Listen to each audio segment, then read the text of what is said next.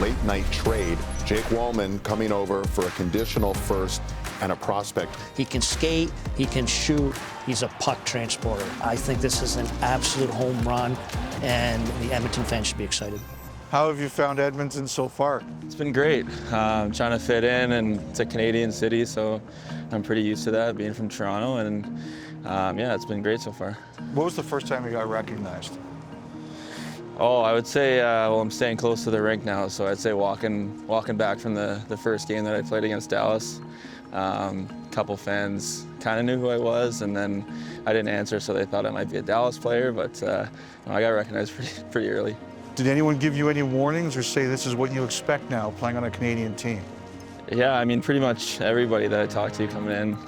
It's exciting. I think playing for a Canadian team, being from Toronto, it'll be fun, and expectations high, so I'm ready to go. All right, let's go inside. All right. He's so good on the blue line, too, at walking it, so the puck's not going to the defense to die there. So he can make plays, find those lanes. So I really like that addition as well. So it's been a bit of a whirlwind for you. Detroit, San Jose, Edmonton.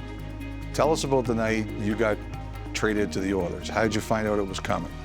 Well, I didn't expect it, first off, but I was having my pregame lunch in Denver. We were about to play Colorado, and I'm scrolling through my phone on TikTok, which I normally do, and as I'm doing that, I see a header come up that says Mike Greer is calling, and around the trade deadline day, that can only kind of mean one thing, so I got right up, answered the phone, and went to a quiet spot and kind of heard the news.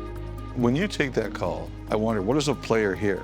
Does a player only hear where they're being traded to? Like, what's going through your head? Yeah, that's pretty much what I'm waiting for, to hear the team that I'm going to. It's kind of, Mike was talking for a minute or two just about how I'm doing, and kind of person to person, and then waiting for the news and where I'm going is kind of what I'm waiting for. So all that kind of stuff went to the dust, and I'm just waiting for the team that I'm going to join. So when you hear Edmonton, what'd you think? Well, I was super excited, first off, and first couple people, obviously, Connor and Leon, that's the first thing I think of when I think of Edmonton. And obviously watching the playoffs last year, that was the team that I was cheering for, because growing up playing with those guys, it's pretty easy to cheer for them, and being a part of it now is crazy. Bouchard. Now drilled home. That's his first goal as an Oiler. Jake Walman buries it. One of the things that I've heard, I think you and others say, is that this is really a player-run team, the Oilers. What do you mean by that? Yeah, I mean, well, obviously every team's run by the general manager and owners, but kind of the first thing I noticed when I got here is the voice that those leaders have, and Connor, Leon, the older guys on the team too, just how much they kind of set the standard and set the tone for kind of what goes on. And it's, I can see now, being a part of it, just kind of how they're so successful from the outside. It's kind of, you don't really get that full experience when you're watching from the outside, but once I'm in the room now, I can kind of see who's leading the team, and for sure it's kind of the players that are setting the standard, know what it's like, and know what it takes. So yeah, just trying to fit in for me, and kind of adding where I can. There's a great picture of you and Connor as teammates with Mr. McDavid coaching when you were kids. What do you remember about that year?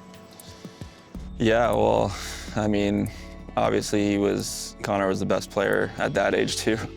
So same type of attitude. Hasn't changed? He's worked, he's done the same routine and stuff, I'm sure, from when he was a kid to now. And yeah, I think his dad was the assistant coach, but before every single game, they're the first ones at the rink, stick handling in the hallway. And that's probably the biggest thing I remember from Connor when he was young. He was, obviously, he has the hands and vision, speed, everything, but he was working at it every single day before games. And with the, even if the rink said no stick handling in the hallways, he was still stick handling in the hallways. So yeah, just inspiring all the way up. Boy, this guy can be a real impact. It's something to get excited for, but it's quite apparent the guy can shoot the puck, we saw it tonight, and the guy can skate like the wind. These are the biggest games you're going to play in your career so far.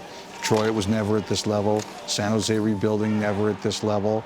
What's it like to know that you're counted on. You're a big trade deadline acquisition for a team that can win the Stanley Cup. Yeah, it's exciting, first off. I've always wanted to be a part of this, and I knew at some point in my career this would come. I've always, in interviews, said I wanted to be a part of meaningful games, and at the end of the year, and obviously in San Jose this past year, most of the year we knew that wasn't going to be the case, but obviously instantly turned into the spot where I wanted to be, and everything about being a part of a team that has a chance is a little bit of pressure, and kind of being in a Canadian market and a big media market, it's obviously the expectation to do well, and there's obviously a little bit of pressure with that, but I'm excited. I think I'm ready for it, and all the stuff that I've kind of grinded for in my career before this got me prepared for this. Okay, so here's my last one to you. You're on a team here that has Stanley Cup aspirations, came so close last time. Do you envision it at all, winning the Stanley Cup? It became a lot more real when I got traded here, for sure. It's always been a dream as a kid to win, and I think any kid growing up in Canada thinks that, and especially Toronto. But yeah, watching last year, they were so close, and I was cheering them on. I was a fan. I wanted them to win, and being a part of it now, it's a little bit surreal, but real at the same time. It got to sharpen up quick and be ready to go, and just really motivated to help these guys do it. When the pride of Armor Heights was on Armor playing road hockey, and it was Game 7, and it was overtime, who were you scoring the winning goal? Well, I was Jake Walman, for sure. Jake Walman from Armor and Romney. We moved the nets for the Cars and got right back to it when the Cars went past, so had a lot of those memories and visions, for sure, so gives me goosebumps talking about it. Made in Canada, brought to you by Rogers, Canada's home of hockey.